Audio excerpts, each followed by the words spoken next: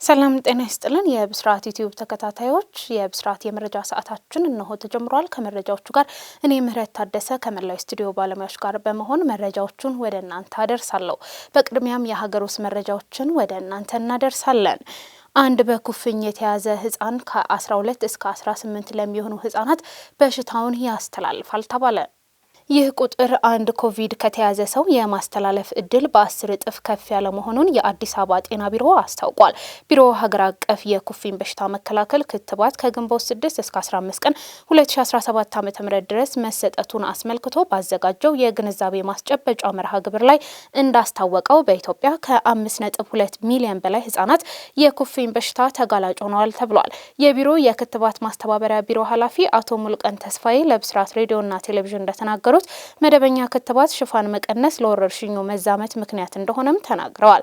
ይህም የሆነው የኮቪድ ወረርሽኝና የተለያዩ የሀገሪቱ አካባቢዎች የነበሩ መፈናቀሎችና አለመረጋጋቶች የክትባት ሽፋን እንዲቀንስ ምክንያት ናቸው ብለዋል። በዚህ የክትባት ዘመቻም እንደ ሀገር ከ17.5 ሚሊዮን በላይ ህጻናትን ለመከተብ መታቀዱ የተነገረ ሲሆን በአዲስ አበባ ብቻ ከግማሽ ሚሊዮን በላይ እድሜያቸው ከ9 ወር እስከ 5 ዓመት ለመሆኑ ህጻናት ክትባቱ ይሰጣል። ከግንቦት 6 እስከ 15 ቀን 2017 ዓ.ም ድረስ በሚሰጠው የክትባት ዘመቻ ከ3400 በላይ የሰው ኃይል ይሰማራል ተብሏል። በክትባት ዘመቻው የኩፍኝ ክትባት፣ ሌሎች የመደበኛ ክትባቶች ያልጀመሩና ያቋረጡ ካሉ የምግብ እጥረት ልየታ፣ የቫይታሚን ኤ ጠብታ መስጠት፣ የአንጀት ትላትል መድኃኒት እደላና መሰል አገልግሎቶች እንደሚሰጥም አቶ ሙሉቀን ጨምረው ለብስራት ሬዲዮና ቴሌቪዥን ተናግረዋል ስትል ትዕግስት ላቀው ዘግባለች። በጅማ ከተማ አንዲት ግለሰብን በማገት የተጠረጠሩ 2 ግለሰቦች በእስራት ተቀጡ።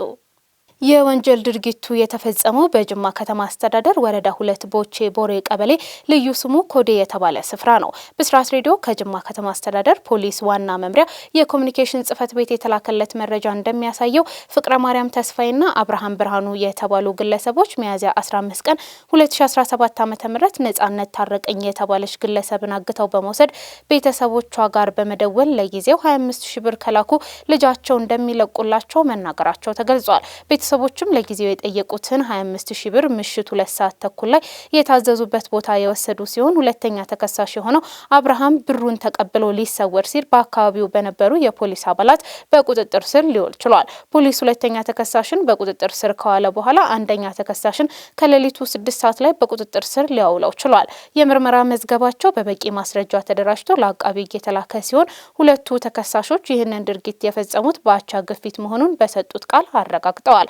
አቃቢ ሕግ በወንጀል ሕግ ቁጥር 586 ሰውን በመጥለፍ ወንጀል ክስ መስርቷል። የተመሰረተውን ክስ ሲከታተል የቆየው የጅማ ከተማ አስተዳደር ወረዳ ፍርድ ቤት ሁለቱም ግለሰቦች ጥፋተኛ መሆናቸውን አረጋግጧል። ፍርድ ቤቱም ሚያዝያ 29 ቀን 2017 ዓ.ም በዋለው ችሎት እያንዳንዳቸው በ2 ዓመት ከ3 ወር እስራት እንዲቀጡ ውሳኔ ማስተላለፉን ብስራት ሬዲዮና ቴሌቪዥን ከጅማ ዞን ፖሊስ ዋና መምሪያ የኮሚኒኬሽን ጽህፈት ቤት ያገኘው መረጃ ያመላክታል ስትል መባወርቅነህ ዘግባለች። የተከበራችሁ ተመልካቾቻችን ወደ ዓለም አቀፍ መረጃችን እናልፋለን። በቅድሚያም ሰሜን ኮሪያን እናገኛለን። የሰሜን ኮሪያ የአጭር ርቀት ሚሳኤሎችን ወደ ውጭ ሀገራት ለመላክ የአፈጻጸም ሙከራ ላይ መሆኗ ተነግሯል። ሰሜን ኮሪያ በርካታ የአጭር ርቀት የሚመስሉ ሚሳኤሎችን በምስራቃዊ የባህር ጠረፍ ላይ መተኮሷን የደቡብ ኮሪያ ወታደራዊ ኃይል ሐሙስ ዕለት አስታውቋል። ሚሳኤሎቹ የተወነጨፉት ከሰሜን ኮሪያ ምስራቃዊ የባህር ጠረፍ ከተማ ወንሳን ሲሆን እስከ 800 ኪሎ ሜትር በመብረር ወደ ባህር መውደቃቸውን የደቡብ ኮሪያ ወታደራዊ መግለጫ ገልጿል። ደቡብ ኮሪያ ስለ እንቅስቃሴው መረጃ ለመለዋወጥ ከአሜሪካና ከጃፓን ጋር በቅርበት እየተገናኘች መሆኗን አስታውቃለች። የውጭ ጉዳይ ሚኒስቴር የሶስቱ ሀገራት የኒውክሌር ልዑካን በስልክ ከመከሩ በኋላ የሰሜን ኮሪያ ድርጊት የመንግስታቱ ድርጅትን ማዕቀብ መጣስ ሲሉ አውግዘዋል። የደቡብ ኮሪያ የጋራ የጦር አዛዦች ቃል አቀባይ ሊሱንግጁን ስለተገኙ ሚሳኤሎች ትክክለኛ ቁጥርና ባህሪያቸው አስተያየት ለመስጠት ፈቃደኛ አልሆኑም። ነገር ግን ለጋዜጠኞች እንደተናገሩት የተወነጨፈው ወደ ውጭ ሀገራት ለመላክ የታቀዱ ሚሳኤሎችን አፈጻጸም ለመፈተሽ ሊሆን ይችላል ብለዋል።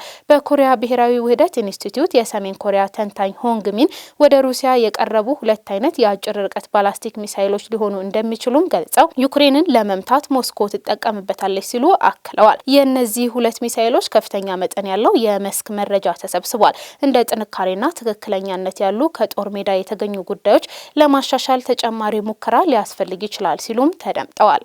የተባበሩት አረብ ኤሚሬት እስራኤልና ሶሪያ በሚስጥር እያሸማገለች መሆኑ ተሰምቷል። የተባበሩት አረብ ኤሚሬቶች በእስራኤልና በሶሪያ መካከል የሚደረጉ ንግግሮች እያመቻቸ እንደሚገኝ ጉዳዩን የሚያውቁ 3 ምንጮች ገልጸዋል። የሶሪያ አዲሱ ገዢ አስተዳደር ከደቡብ ጎረቤታቸው እስራኤል ጋር እየጨመረ ያለውን በውጥረት የተሞላ ግንኙነት ለመቆጣጠር ክልላዊ እርዳታ እየፈለጉ ይገኛል። ቀደም ሲል ያልተገለጸው ቀጥተኛ ያልሆነ ግንኙነት በጸጥታና በመረጃ ጉዳዮች ላይ ያተኮረና ይፋዊ ግንኙነት በሌላቸው 2 መንግስታት መካከል መተማመንን መፍጠር ላይ ያለመ መሆኑ ምንጮችና የክልሉ የመረጃ ባለስልጣናት ተናግረዋል። የመጀመሪያው ምንጭ የሶሪያ ፕሬዝዳንት አህመድ ሻራ የተባበሩት አረብ ኤሚሬትስ ከጎበኙ ከቀናት በኋላ የተጀመረው ጥረት በአሁኑ ወቅት በቴክኒካል ጉዳዮች ላይ ያተኮረ መሆኑን ገልጸው በመጨረሻም ሊወያዩበት የሚችሉት ላይ ምንም ገደብ እንደሌለው ገልጸዋል።